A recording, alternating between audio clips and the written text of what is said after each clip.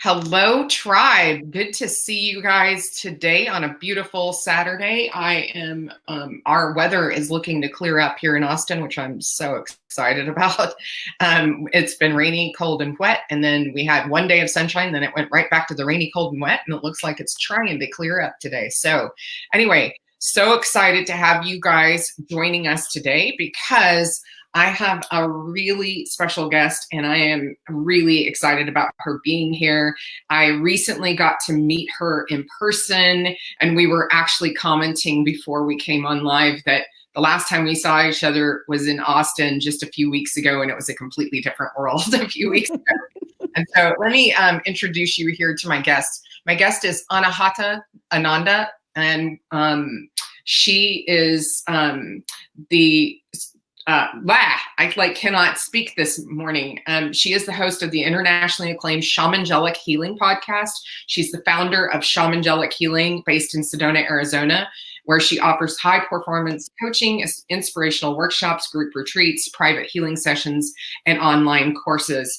And let me just say that she is I've heard so many things about Anahata before. I have not had the blessing of being able to firsthand experience your work, seeing videos, seeing all of that stuff, but firsthand experiencing your work.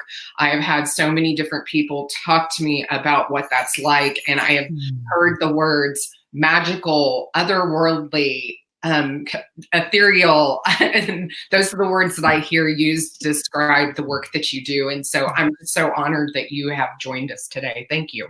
Oh, what kind words and what a beautiful introduction. And it's my pleasure to connect with the Paleo tribe. I run Shamangelic Healing here in Sedona, and I know that we have all of these common circles of people that I've done healing work with, or that we've been on podcasts with, or have co-facilitated retreats with, or like with Aubrey and his whole Fit for Service. And I've been doing work with his company for, him and his company for 8 or 9 years now. And all of these people that are all involved with paleo, that are all dear to my heart. It's so grateful. I'm so grateful to get the chance to connect with you and to support you and the paleo tribe at this time. And this is powerful medicine. We are going through the most powerful collective medicine journey, this shamanic experience of transformation and rebirth, facing our shadow and finding the light in these times is without a doubt the most potent ceremony that we could be engaging in collectively as humanity. Like, everybody's in this together, and from that, it means we're having a massive rebirth, which is exciting, uncomfortable, scary, fabulous. And yet we're all going through it together. So there's a level of camaraderie that is different than when we're going through our own dark night of the soul than when we're doing it collectively.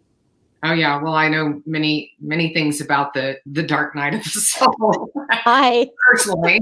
So I've had that experience. Anyway, so yeah, this is a completely different one. Yeah, doing this all together is really, really crazy. And it's really interesting because, and I'm sure maybe you have this, I don't know, maybe it's more me. But I still have this circle of people that are not awake, that are not really conscious. And so it's really interesting to watch that dynamic happen where when you start really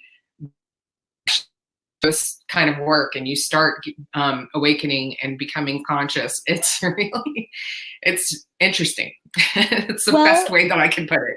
Yeah. It's the classroom for all of us, wherever you are on your awakening journey.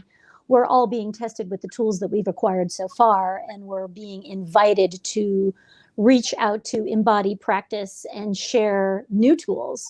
And so wherever you are on the journey, all of us are getting triggered. I don't care who you are. And that gives us the opportunity to practice what we've been learning in the classroom of life, with all of this personal development work in different ways, in which different paths there are for that. And If you are more on your journey, then it's your responsibility to be that much more conscious and awake and compassionate for those that are going through this process completely asleep, because it's really scary when, you know, our whole world is turned upside down, which has happened for all of us.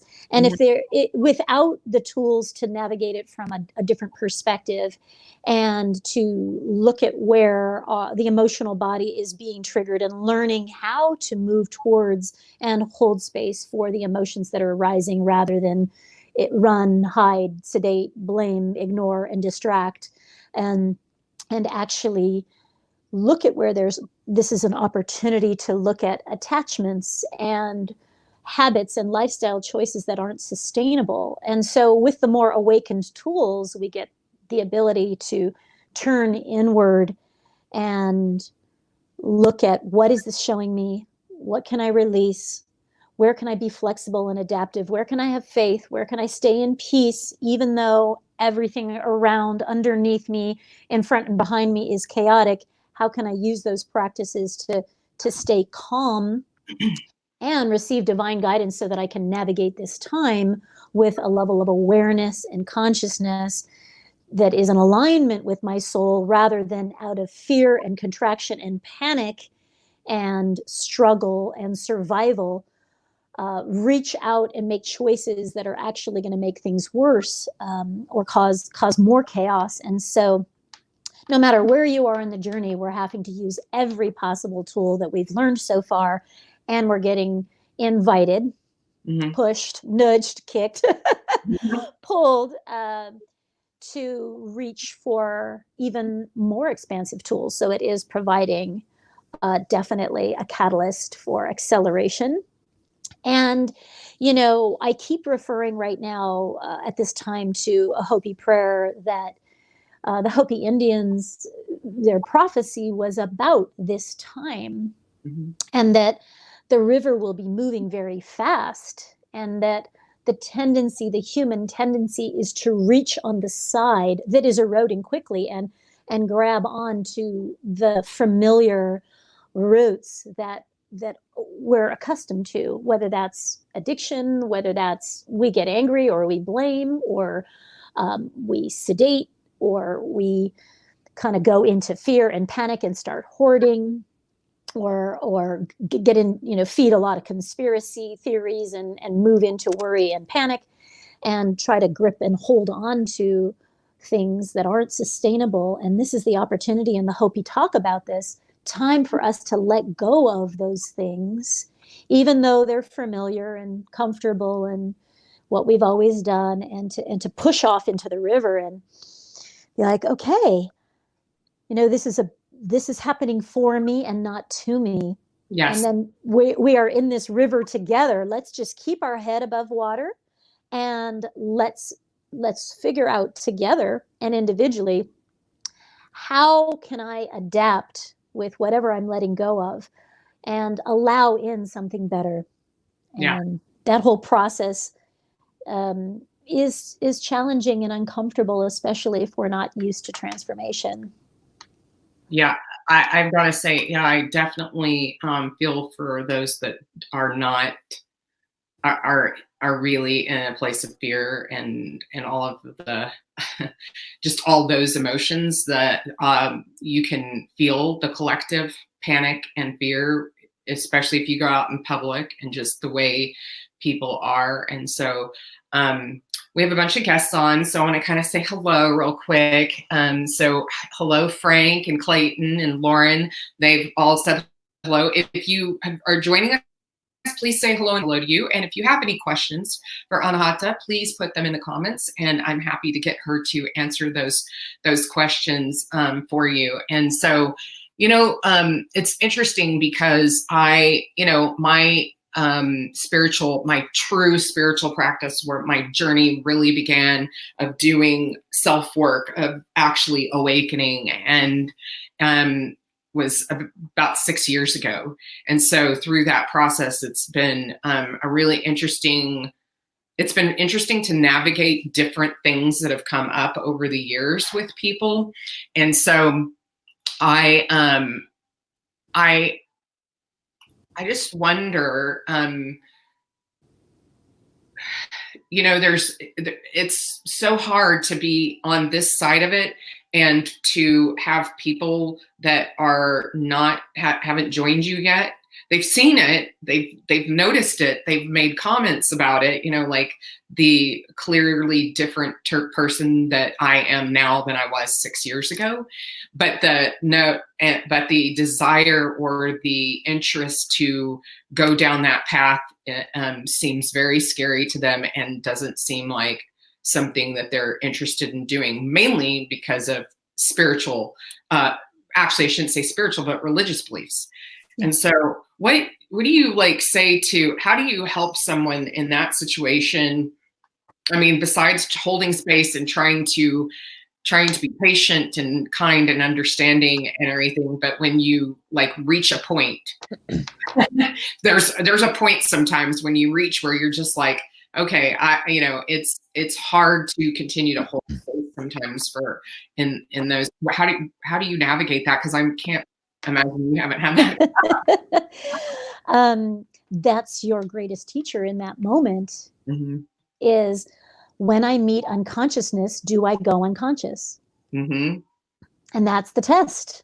It's like, oh, if I have been awakening and if I've been on my journey and I'm seeing better and knowing better, now here's the test to say if I will actually respond with that awareness, or if because I want to shake them awake and I want to show them their shadow and I want them to join me in the river of consciousness, that as soon as I judge that their journey, their place, their evolution and their timing is wrong, I've just moved out of consciousness. Yeah. So in our practices, as we grow and evolve, we get to practice witnessing without judgment where somebody is or they aren't.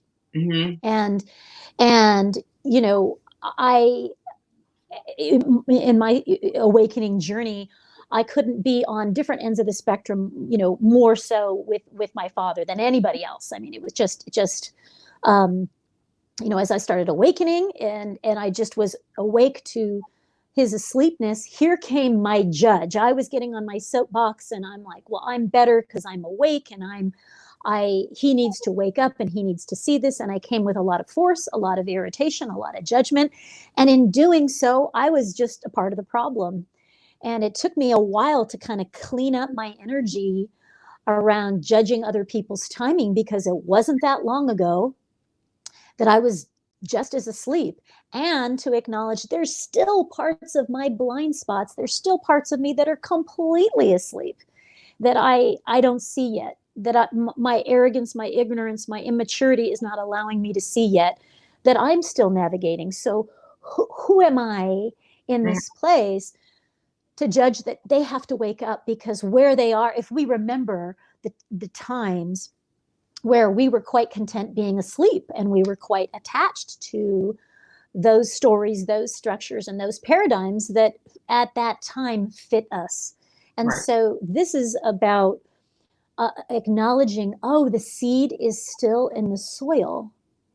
And how can I respect this soul's journey and their own individual timing, that it's not for me to try to force a seed to awaken before it's time, that it's waiting for the right catalyst, which might be a divorce. It's waiting for the catalyst of perhaps a diagnosis or a trauma like this to awaken to another way of being. And there is, that is fitting their vibration at this time, whether that is being an addict, whether that is being aggressive, violent, whether that is being a religious zealot, whatever it is, it's like that is fitting my vibration at this time. And the discomfort of that choice is knocking on the door to help me to see, is there something I can evolve that isn't working about this?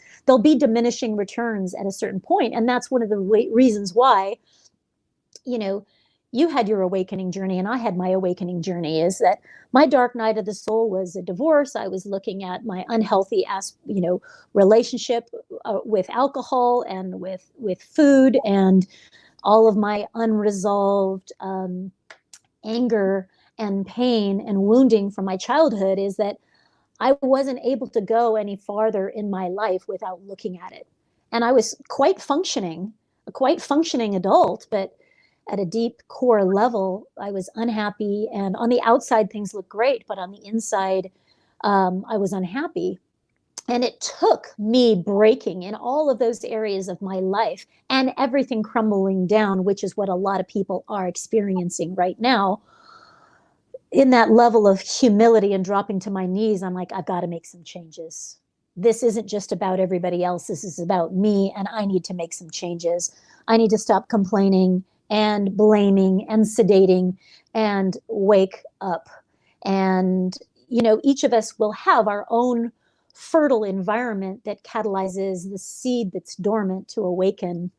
And trusting the divine plan that that's happening at the right timing in the right environment for each soul is part of our spiritual journey when we're in the presence of our brothers and sisters or our own reflection on the journey. Is that we go through ups and downs of light and dark, of being awake and asleep, and remembering and forgetting.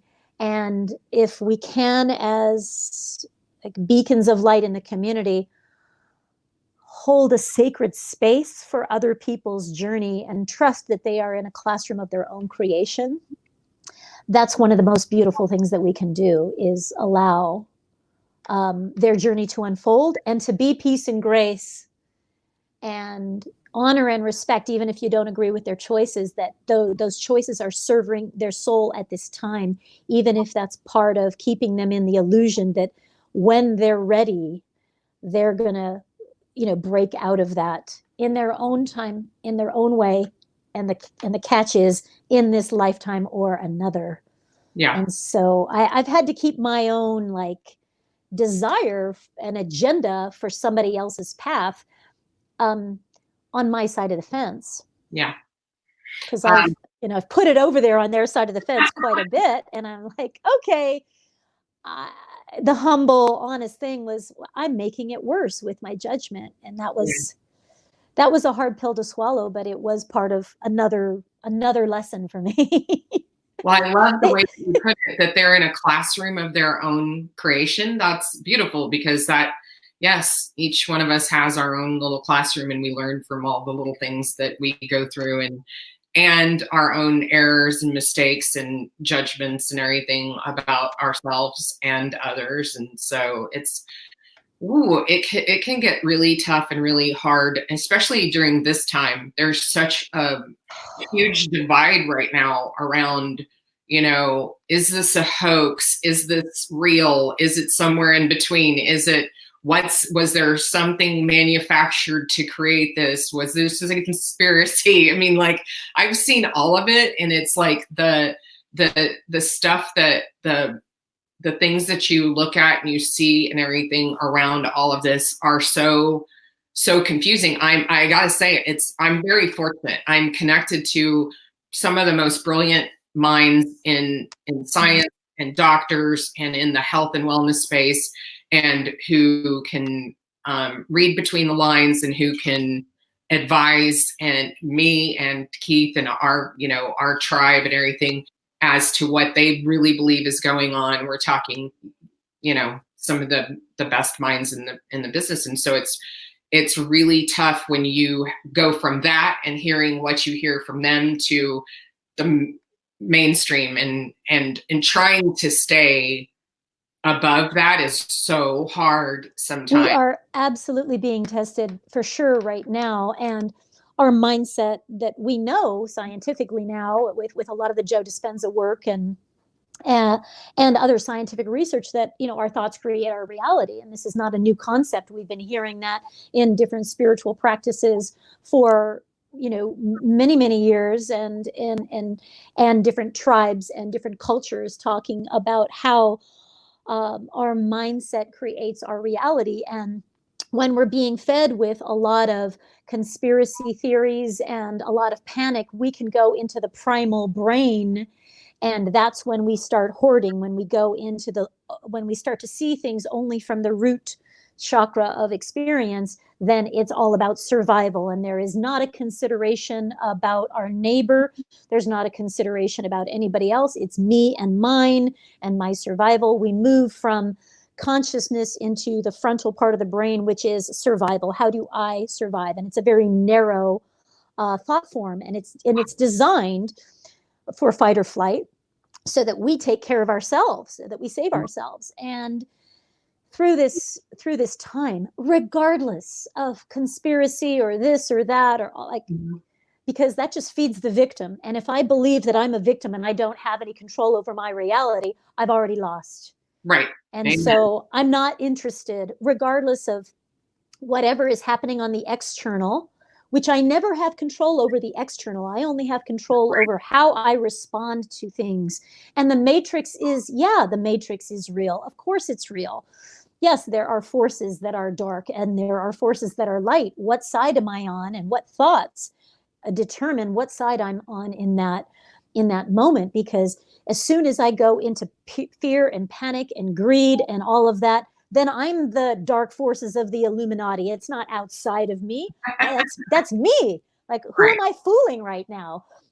Is that the external is very much a reflection of the internal battle of our own shadow and our own light, of where the primal parts of us are like greed and fear and I have to win and competition and lack consciousness. And inside of us, as we're going through this personal evolution, inside of us, that is being faced with the part of us at a deep soul level that came here specifically at this time to remember, wait, there's this soul essence part of me that is not ever quarantined, that is not ever controlled by an external force, that cannot be jailed, that cannot be imprisoned, that cannot be taken from me. And that's the part of us to stay tethered to and connected to, so that we are in this place of abundance and peace and personal empowerment. Because the most important thing is that we feel empowered right now. Right. And regardless of what external is happening or not happening, or whatever forces, it's like, I am the keeper of my internal domain right now. And am I giving it away to the dark forces that are inside me, that are also outside of me? Am I feeding that part?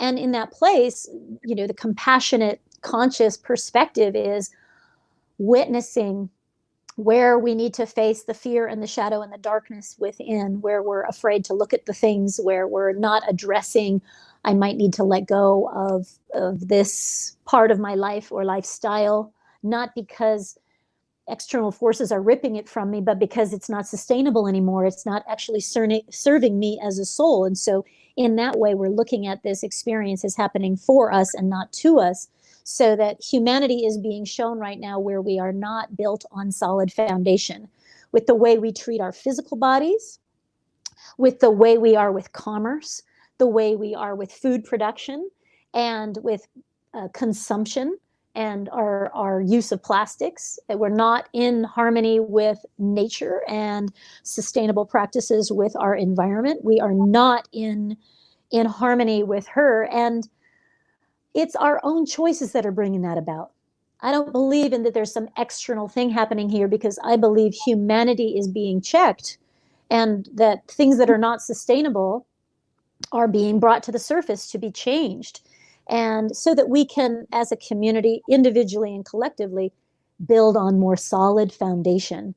Yeah. That how we respect ourselves, how we treat each other, how we consume food, how we manufacture things, and how we treat Mother Nature is in a more harmonious, respectful, sustainable pattern, because we can't keep doing this, and we are being checked 100%. And it's what we came here for, is to be a part of the new paradigm. So of course we have to come here and understand the matrix, get all up in it, be defined by it, be fed by it, and be attached to it, and be starting to like release and dissolve the parts of us that have disempowered ourselves with our own choices. This isn't anybody outside. I recognize that, the way I've been going is not sustainable for my own thriving. Right. And I get to look at the dark forces, the unconscious shadow parts of me that have been pushing that are part of my own self-destruction at my own hand. That's not some external force. That's all me. Yeah. And whether I look at, when I'm in an emotional trigger, and instead of dealing with it, I sedate with the phone or Netflix or food, that's actually not sustainable. I need to really deepen my practices of honoring my own emotional triggers, and sedating and ignoring and blaming and distracting isn't sustainable, because it causes great conflict internally and therefore externally. And so this is kind of a great reckoning. Yeah. And I smile because I'm getting checked just like everybody else is about any part of our life, our lifestyle, our choices, our beliefs, or the way we're engaging in life in community, or relationship with money or power, or play, freedom, and sustainability in nature. It's not in alignment. It's not really feeding the possibilities of human potential, being a thriving species. Right. It's funny. So you bring up the shadow stuff, and anybody that starts this journey, the whole dark night of the soul, it's the reckoning and the facing of our shadow sides, and we all have them. It would be great. It would be great to say, I don't have any shadows. I'm totally clear. But that the reality is that our shadows aren't bad. Our shadows are actually, there's no judgment one way or the other. They just are. And it's, they're there. A lot of them have been there for, preservation, and for particularly self-preservation. And a lot of those things are there as part of just survival. But when you can take a look at them and transform them and transcend them, that's a very different thing. And and that's a lifelong process. Life's long. Lots of lives. So long process.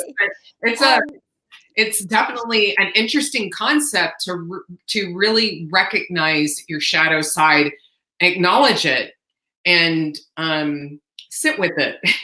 Absolutely.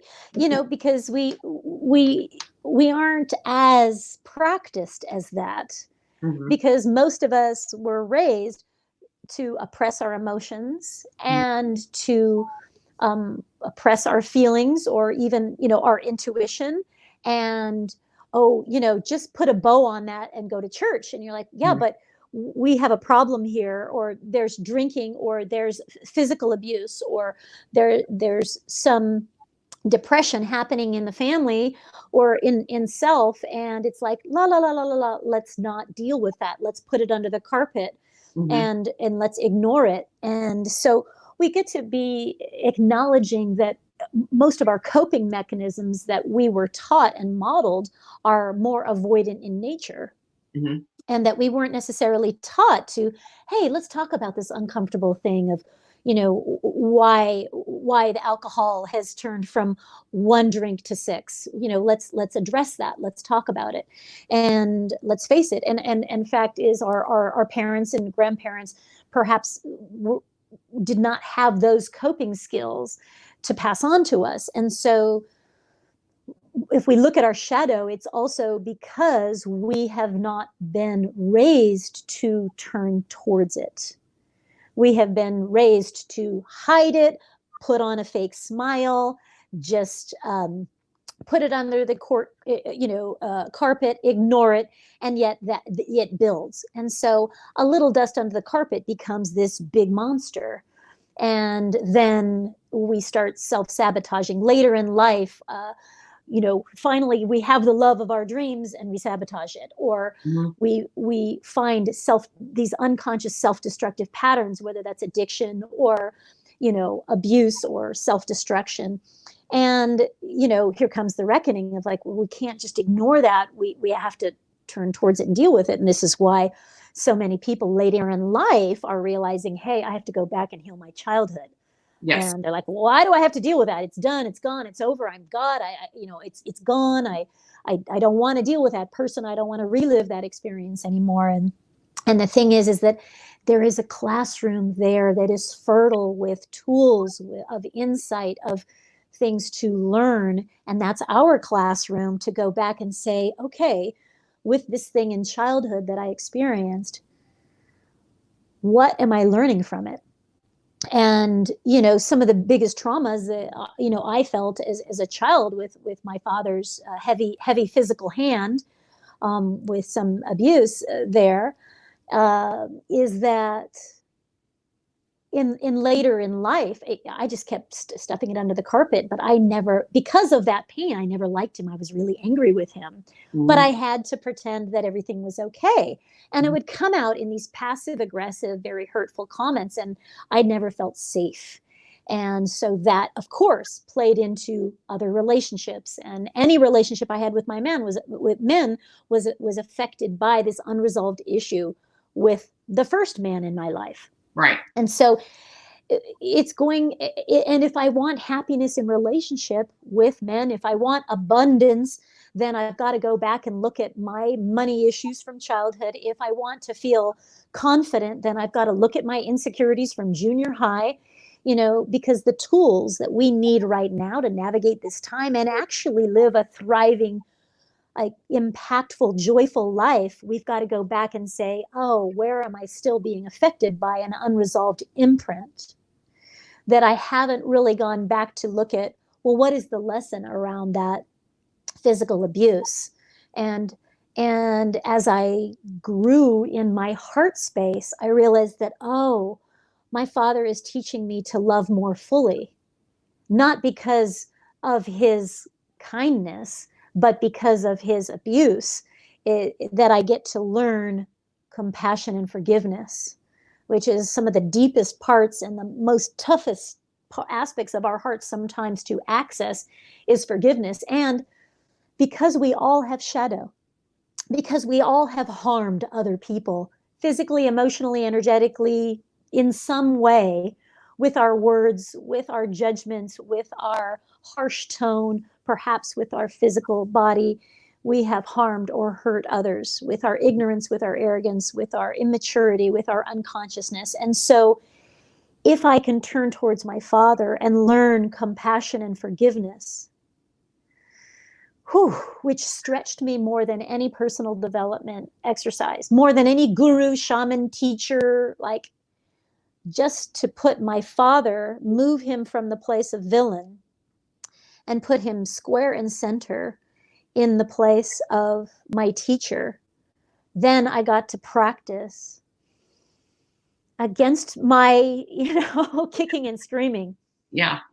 Um, that I got to have somebody to practice forgiveness with, which, Mhm. if I was just born in an ashram and everything was unconditionally loving and I was never um, experienced harm or judgment or oppression or abuse or any of that, which we all experience in some form, rejection, judgment, criticism, unworthiness, we all experience that in some form or another, that if I hadn't had the gift, because it's a gift, to learn how to forgive, then I'm not going to be able to forgive my husband. I'm not going for his indiscretions. I'm not going to be able to forgive, the president. I'm not going to be able to forgive myself for Mhm. my own unconsciousness, where I've hurt myself and other people, and I'm not going to ever be able to be free from the traps of my guilt Mhm. unless I go into learning how to be compassionate and forgive myself. And had I not had that experience with my father, a villain that I had my heart, the doors of my heart closed for very deeply, then I would never have been able to access one of the most powerful aspects of my heart is compassion and forgiveness, which doesn't mean what he did was okay. It means that when I come with compassion, I acknowledge where he was wounded, and a wounded child is hurting another person because they don't have the tools to manage their own anger, that they were abused by somebody else that also did not have the tools to manage their own emotions. And so I also get to be that person in the bloodline chain to say, and that stops here. Right. I think somebody was saying this the other day, and I cannot remember who it was, but someone said that trauma stops when someone is brave enough to feel it.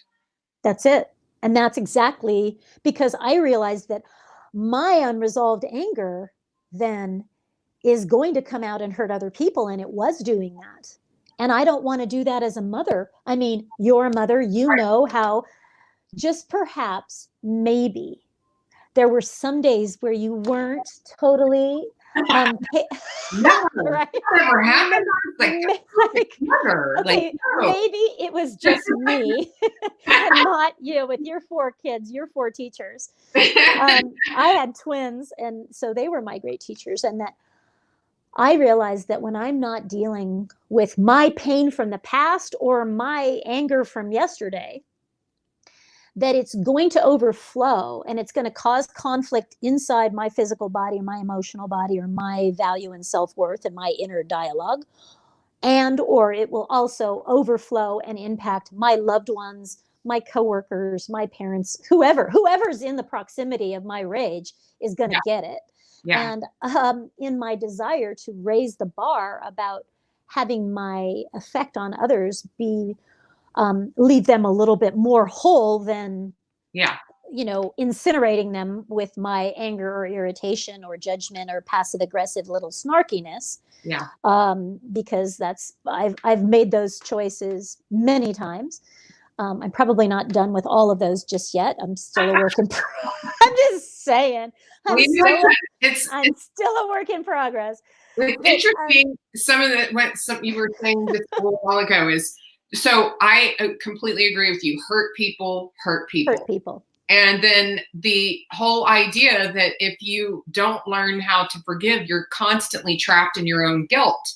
Like, that's just so incredible. Like, and guilt is such a, lowest device that is used in this guilt and shame. And this is one of the things, Colin Ta and Keith and I talk about this all the time, about how guilt and shame are both prolific devices in this culture, and particularly in the United States. And they are used to manipulate and control people. But the worst part about it is that when we allow it and we hold on to it because we choose not to forgive, not to love, not to do all of these things, we end up ultimately becoming our own aggressors. Like, we are part of our own aggression in that respect. And it's mind-blowing sometimes when I think about the fact that so many people live in so much shame and so much guilt that, we see people take their own lives for this. It is it's insidious. It's really, really awful. And that I appreciate you bringing up guilt and shame, because that is the lowest possible human frequency we can feel. And so when we have unresolved issues, then they keep perpetuating. So let's say I have this unresolved issue from childhood, and then in order to cope with it, I drink. And when I drink, I say hurtful things to my loved ones. Let's just say that's a pattern. And now when I sober up, I feel a tremendous guilt and shame that I did that. Mm-hmm. And so now I feel even worse about myself. I've just added more that I need to deal with. And so now then I feel guilt and shame, and now I'm unworthy, so I go drink again. And here the pattern keeps repeating over and over again. And so what we're looking at is, okay, what if we did the courageous thing and actually moved towards those things, not only in our childhood, but that we did yesterday, and also the wounds that we have caused other people, and also where we have been on the receiving end of that, and realize that, you know what, I'm not that different from my father. Not that I raised my hand to my children, but I certainly raised my voice. Yeah. I've certainly abused myself with my own inner dialogue and my own inner critic. I've certainly abused myself. Absolutely. And this is our opportunity to kind of say, all right, it's our responsibility to evolve humanity. If we are here at this time and we have more tools than ever, this is the greatest time ever to be here, because we have access to resources, knowledge, tools, empowerment, and consciousness practices that our grandparents didn't have. And so we can take what they learned and their strength, their resilience, their perseverance, and a lot of the positive qualities perhaps that we received from our two generations above. And we can also and we can also look from our parents to look at what did they pass that was positive, and then we can say, hey, it is my bless you it is my responsibility to now evolve and stand on the shoulders of my parents and grandparents and my elders and say, let me pause here and look back and say, what would I like to improve? I'm not going to pass down physical violence to my children. Okay. I'm not going to pass down sedating things with alcohol. I'm not going to pass down raising my voice and blame, which means if that was what I was modeled, and if that's what I learned, and that's what got socially reinforced, I'm woefully short of the tools that I need to actually make those changes. So unless I go in and look at those things, and I also reach forward to, okay, what is another way to cope besides alcohol? What is another way to parent besides aggression and control and manipulation? And what is a way to be with my partner healthier forms of communication that don't involve blame or guilt or anger or passive aggressive manipulation? Because if I was raised with that, then I actually don't have the tool in my toolkit right now. So that is what personal development is about, is let me learn new communication strategies. Let me go back and heal and address the wounded inner child. Let me learn how to be curious about the intelligence of my emotions when they rise, instead of ignore and sedate them. Let me actually learn some new tools. And this is how we participate in evolution, so that we can pass on to our children and humanity something, other tools that weren't passed to us. And it's not about, well, they should have had it all right, because we are evolving and we're improving. And so it wasn't supposed to be that they had all the answers, because then how do we evolve? How do we grow? And so the gap gives us the opportunity to be innovative, resourceful, creative, and create and learn and explore new ways of self-care, inner dialogue, healing, communication. And this is a wonderful time, as we're all in many ways being triggered and shown to look at what isn't working. Can we be humble enough and receptive enough to say, okay, there probably are some things that I've been doing that aren't really for my highest and best good. And we can look at that financially. Am I making choices that are in my highest and best good? Physically, how I care for my body, is that for my highest and best good? And how I treat other people, is that for the highest and best good? And so I just find that this time right now is inviting me to answer, in every area of my life, is this choice or pattern sustainable? If I keep doing this, what does that do to my health? If I keep doing this, what does that do to my finances? If I keep doing that, what does that do to my partner or to my children?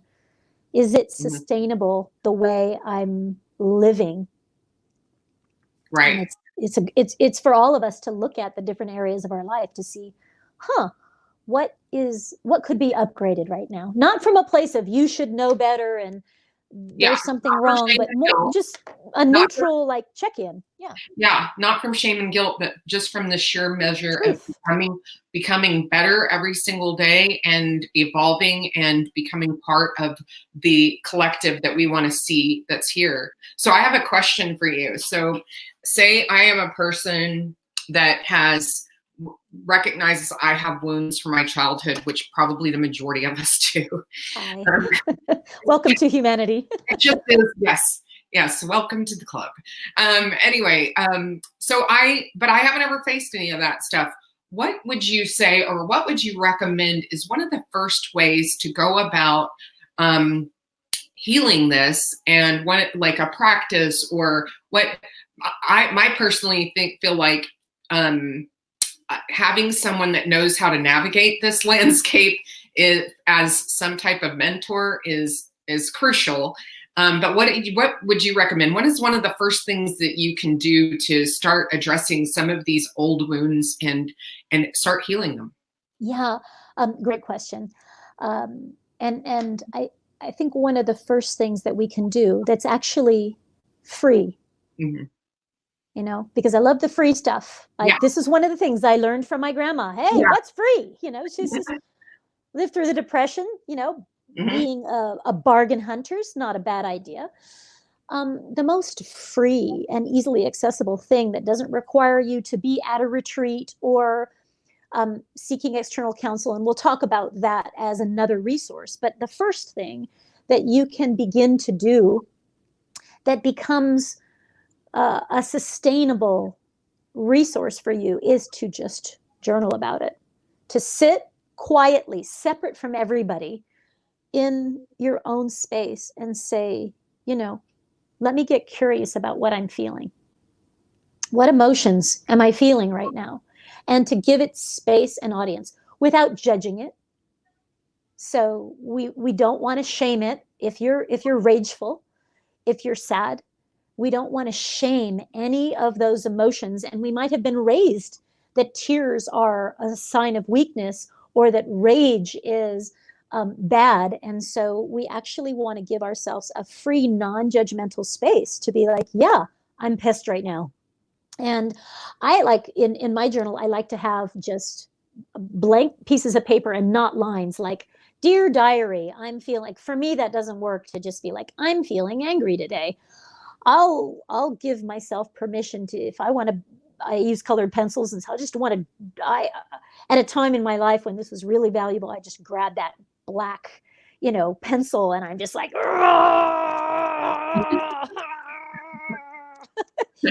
and I let Super myself cathartic. just, Super cathartic. Yeah. And I just gave myself permission in that moment to feel what I was relating to as black energies, and not from a place of judgment, but that's the color I picked. It's like, Argh! And when I get to ask the question, what are you upset about? If what are you angry with? What are you upset about? If the feeling is anger, if the feeling is I'm sad, what are you sad about? If I'm grieving, like, what are you sad about? Well, this person left me. Okay, well, whether that's a loved one, whether that's a dog, whether that is a friend, whether that's somebody that passed, like, then we get to be sad. And there's nothing wrong with sadness. It's part of our human emotions. And so what if we gave right there? Because can I interject something right there? Because one thing too that I think is so important for everybody to understand is that every single emotion, everything that we feel, is all part of how we were designed. So rage has a place, sadness has a place, everything in between, and all up and down and all over the place, all has a place. So if we can create a safe container for it, because rage, when it's outwardly expressed and someone's on the receiving end of it, isn't safe for them. So if we look at rage, it happens when little anger over time and pain and wounds has not been dealt with, then it turns to rage, which is often outwardly expressed. Even if it's just verbally outwardly expressed, it can be very traumatic for someone to be on the receiving end of your rage, and so it's not safe for them. So I want to be aware of that, is that we want to create a safe space, not only for you, but for others, for your emotion. That's why I feel that it's necessary to allow to learn how to create your own cocoon.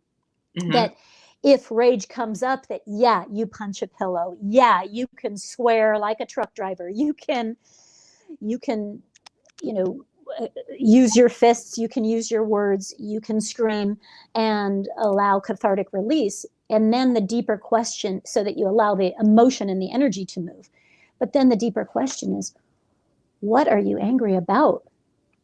He hurt me, she left me, she rejected me, they made fun of me. And then we get to move towards that part of ourselves. Maybe that's as a child, maybe that's as a 12-year-old, or a 13-year-old, or a 17-year-old, or our first sexual experience, our fear of moving out into the world. And we get to look at those times in life where we were really traumatized or scared, and not from a place of judgment that the cast of characters that were involved at the time are bad or wrong, but we're just focusing on how I felt that at the time there was not a safe space to process disappointment or sadness or frustration, that it was in some way stifled, or there wasn't a safe space to express tears, or I don't like this, and we were forced to do things that, we didn't really want to go sit on Uncle Johnny's lap, or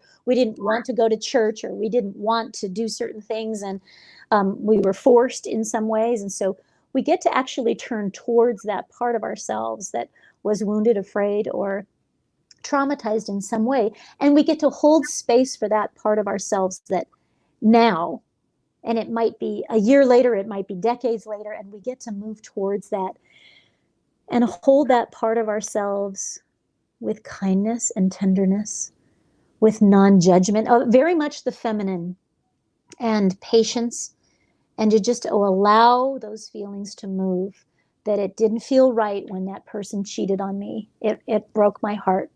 And we get to bring kind words to that part of ourselves that really need to hear that it wasn't about me, that you're still lovable, and that it's okay to love, and mm-hmm. and that your feelings matter. We get to honor and nurture and learn how to be the caregiver for that. And so I think the first thing is journaling and questioning, what is this really about?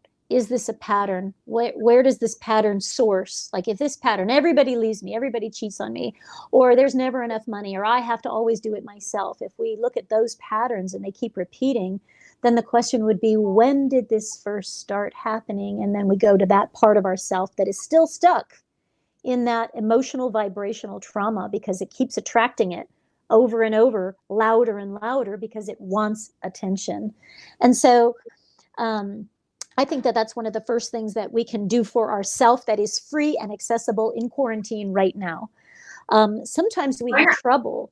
I'm going to tell you that we have a comment here, but maybe you want to speak to it real quick before you go into the next piece. Is forgiveness is an incredibly hard pill to swallow. Realizing that any self-blame for another's harmful act against me leads to the desire to get revenge. And that was J. Scott Anderson. And I can definitely, I know that there was a time in my life where forgiveness was really very difficult for me. And it was a long time ago, because I actually really understood that forgiving somebody actually released me. Exactly. About them. It was probably about me. And so this is Jason, right? Jay, it says J. Scott. J. Scott. Hey, Jay. Thank you for bringing that question up. And I want to acknowledge that we were taught revenge. Mm-hmm. It's not actually a natural feeling, revenge. And it usually only happens when we're deeply wounded and were not healed at that moment. And so it festers, and my experiences festered, and I was not going to forgive my father. And it robbed me of joy. All of those years of holding so deep inside of me rage, anger, resentment, and hatred.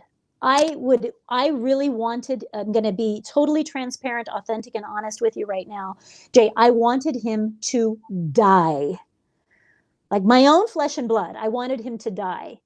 Um, and for those of you that have experienced small or big trauma, it's not the size, but have experienced trauma, that it's not uncommon to feel rage or hatred towards your aggressor or towards the villain in your story.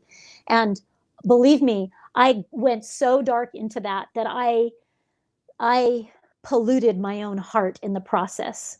It didn't allow me to see my father's humor, his support. He showed up at my volleyball games. He inspired me to run for class president. He taught me about nature, and brought me camping for the first time. I mean, this is a man who brought a lot of joy, a lot of humor, a lot of blessings to my life. But because I was so angry and so hate was filling my heart, that I wasn't able to actually receive all of these gifts my father was bringing to me. And it robbed us of a lot of wonderful times because I was so angry and distant and passive aggressive with the times when we were together. And I held that into my 30s. And that also created a lot of residual anger that I was expressing in my marriage. And it was poisoning other parts of my life because it was unresolved. And I finally got to this place, Jay, where I was tired of being angry at my dad.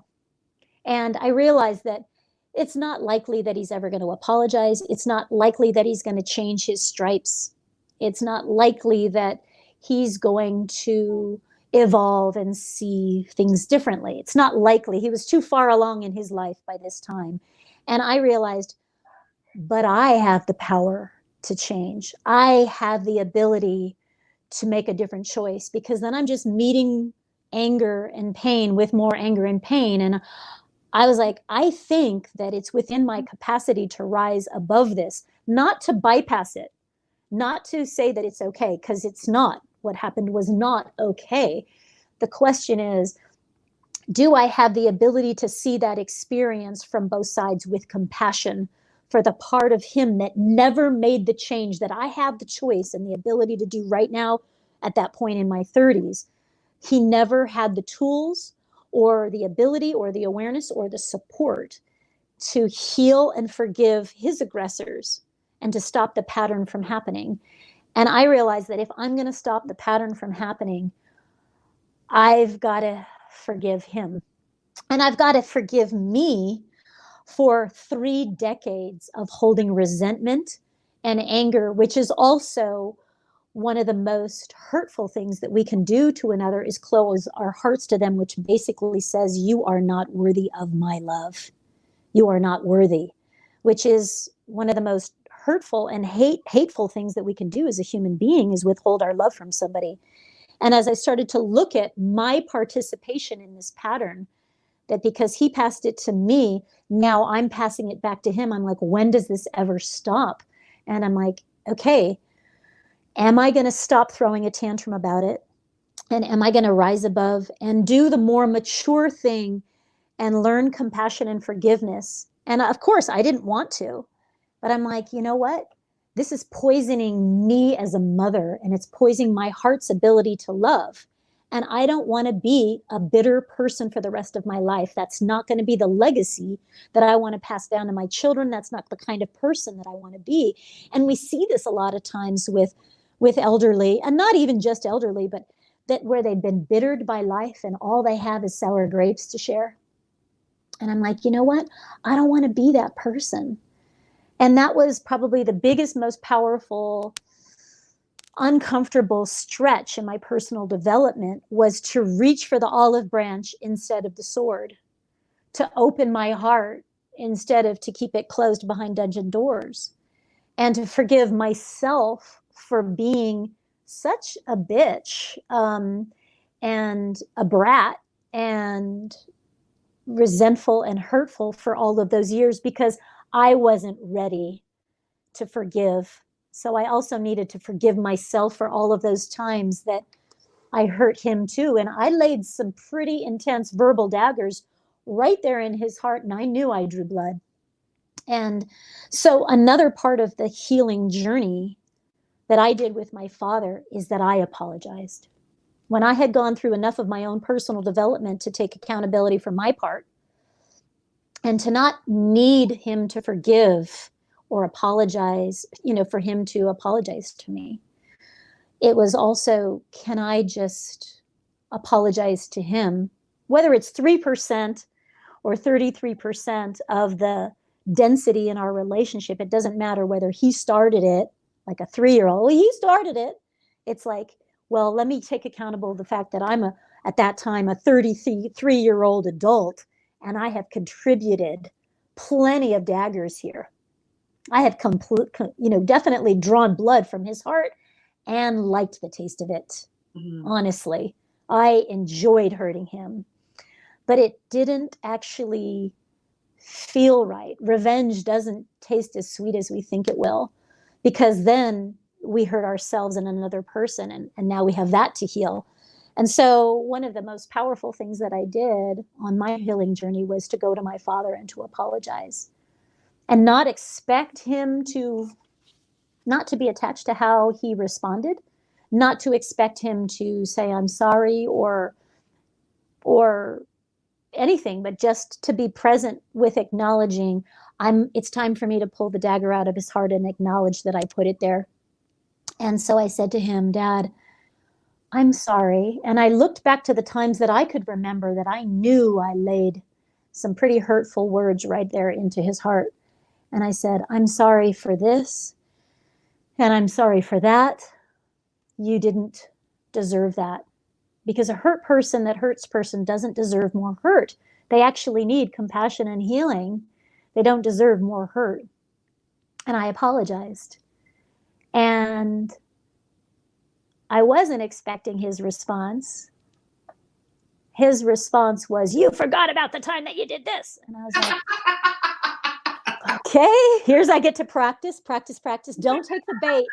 Don't go to battle right now. I know it's tasty and you want to pick up the sword, which in this moment could be your tongue. You were trained by the best and you know how to fight right now. And I was like, you know what, Dad? You're right. I did forget about the time that I did that. And clearly it was incredibly hurtful, because if it's bringing up this much pain in you this many years later, you're showing me how hurtful I can be. And I'm sorry. I apologize for saying those things, because, and I didn't make excuses for why, because I'm a grown-up and I can be accountable for things that I said and did from a place of unconsciousness, from a place of immaturity, from a place of hurt. As an adult, I can say, because I did a lot of those things as an adult and not as a 12-year-old, but acting like a 4-year-old, I can be accountable. I can be mature enough to acknowledge. And this is facing towards our shadow and saying, you know what, Dad?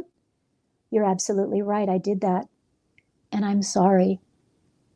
And I put my hand on his heart. I looked into his eyes with the compassion of a Mother Mary, because I had to evolve and learn what love feels like to be able to turn it towards him and give it to him, because I didn't know it. And I had to evolve, and forgiveness and compassion and nurturing and kindness that I directed towards my inner child allowed me to actually experience that and turn towards his inner child that was wounded, standing in front of me by my own hand, and say, I'm sorry for hurting you, honey. I'm sorry. Now, I'm not responsible for all of the hurt that came before me, but I am responsible for the hurt that I participated in. And that was a very powerful healing time for my dad and I, and it changed our relationship forever. And that doesn't mean he stopped being an ornery bugger. making choices that I didn't agree with, that I liked and I didn't respect at all. He didn't turn into a saint after that. But I got to practice responding to his unconsciousness, which is what we started with.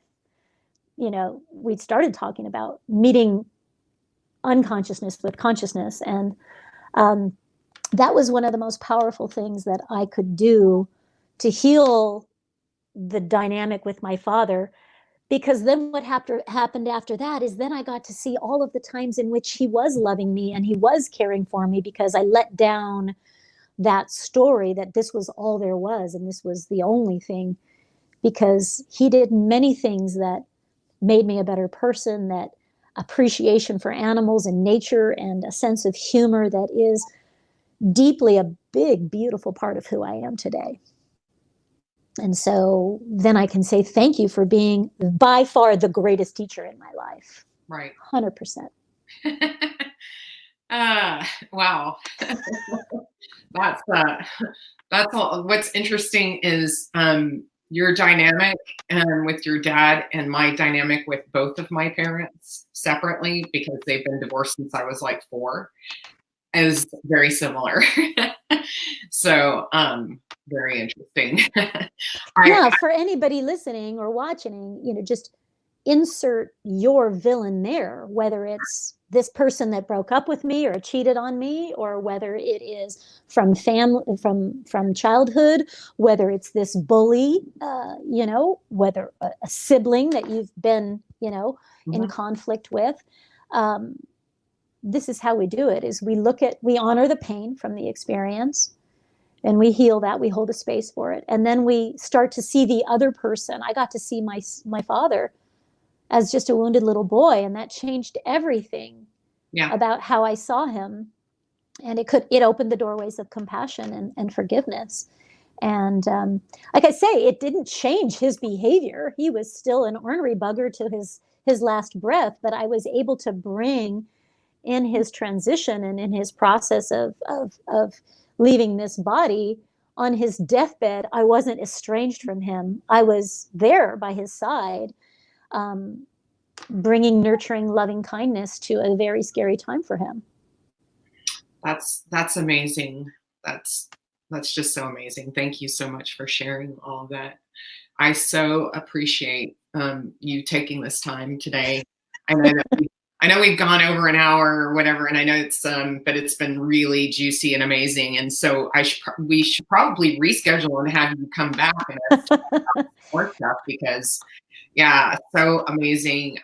Really enjoy my time with you today, and definitely when we got to see each other a few weeks ago, I really enjoyed it, and I actually cannot wait until I get a chance to actually work with you in person. So, and that's the other piece, because you were asking about what tools, and of course there's those self tools, and there's also, yes, I needed shamanic healers, spiritual counsel. I needed a lot of people to help me to see things, provide tools that I didn't have, to teach me things, or to help me shift my perspective, or help me to release a lot of my shamanic, in my shamanic healing and training.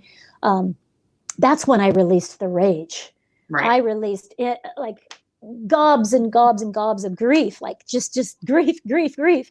And so also, this is my passion, to provide support for people during that time. And while, if you're listening to this, watching this while we're still in isolation, I'm opening, 30 and 60-minute counseling calls for people that need support with navigating what they're being triggered with, or a challenging relationship, or what is rising right now that they're struggling with in this very powerful transformation time.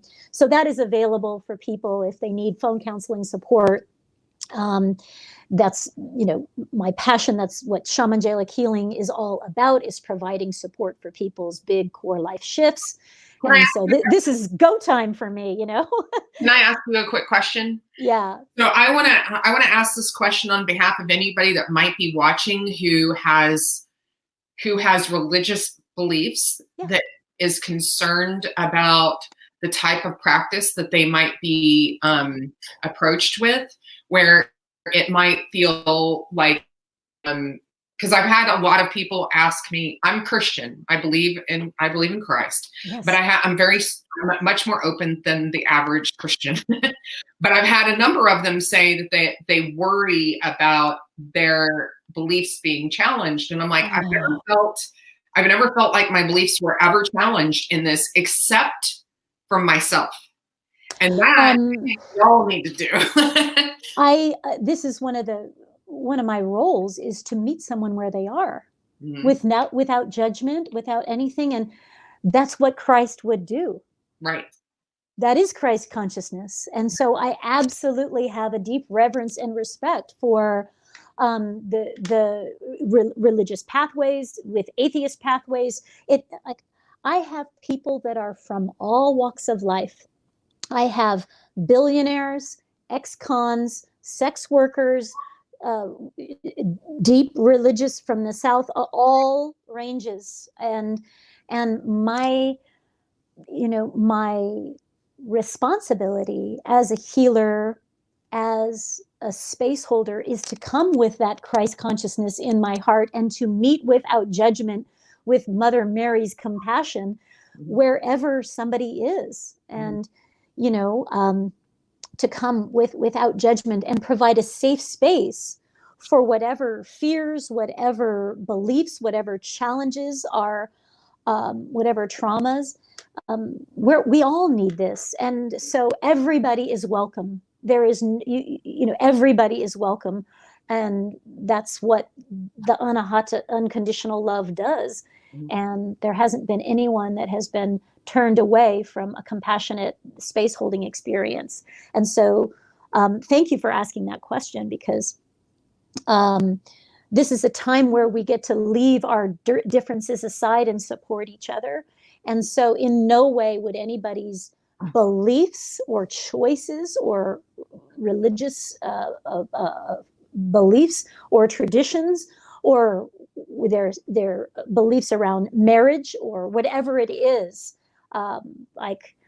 who am I to judge any of that? That's not my place. But my place is to hold a safe, sacred support for whatever is rising to be met, seen, acknowledged, evolved, and integrated, so that the next expression of your divine presence can be awakened. So that's what I say to that. And a lot of people come here in person for individual experiences, and that's my most powerful medicine, I believe, is in person. And so when all of this travel ban is lifted, I'm right here in Sedona, and I'm here to help people through their individual journeys of navigating this, or couples or families, as well as if they need online or one-on-one counseling at this time, that is available. I've been super flexible with making things that are free on the Shamangelic Healing podcast, on things that are free are there's all kinds of things. And we're going to give a free gift to the audience, chakra balancing guided visualization, and we'll make sure to have that in the notes below. I'll also put the link to the counseling services if people need that, and also to the website, because I just, if you've listened and watched this long, then there's something that has landed for you, and that there's something that has been medicine or nourishment for your soul. It's landed as true for you. So thank you all for tuning in, and please share this with somebody that you think would benefit from some aspect of this conversation. And Michelle, you've been such a beacon of light for this community. You're an earth angel, and that you are walking your journey, and with authenticity, transparency, and courage are really deeply being a role model for how we can live a thriving, conscious life, and that you and I are just a work in progress, doing our best. And I appreciate that everything that you and Keith are doing for paleo and for the community. So thank you so much. Thank you. Really appreciate you. And I appreciate everything that you are doing too. And I'm just so honored to get to be in your sphere at this point, and for us to cross paths and hopefully get to work together. for being here. Thank you, everyone. And as Anahata said, if you know somebody that this could really help them, please share it with them. And please, if you're watching this on replay, please feel free to put questions in comments into the